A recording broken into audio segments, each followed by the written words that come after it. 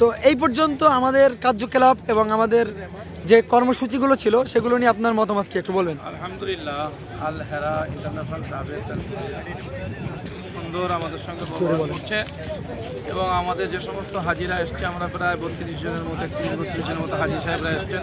প্রত্যেকের পরিষেবা খুবই ভালো দিচ্ছেন এবং বিভিন্ন জায়গাতে আমাদের সবাইকে নিয়ে ঘুরিয়ে ঘুরিয়ে দেখাচ্ছেন, সুন্দরভাবে পরিবেশনা করছে। বিশেষ করে যারা গাইডলাইন্স আছেন, আমাদের মুআল্লিম হযরত মুফতি আবু সাঈদ আছেন এবং আমাদের আর এক বন্ধুবর আছেন, সুন্দরভাবে সেগুলো ঘুরিয়ে দেখাচ্ছেন এবং সমস্ত হাজিদের কীভাবে সুবিধা হয় সেইগুলো সব প্রত্যক্ষভাবে সেগুলোকে খেয়াল করছেন।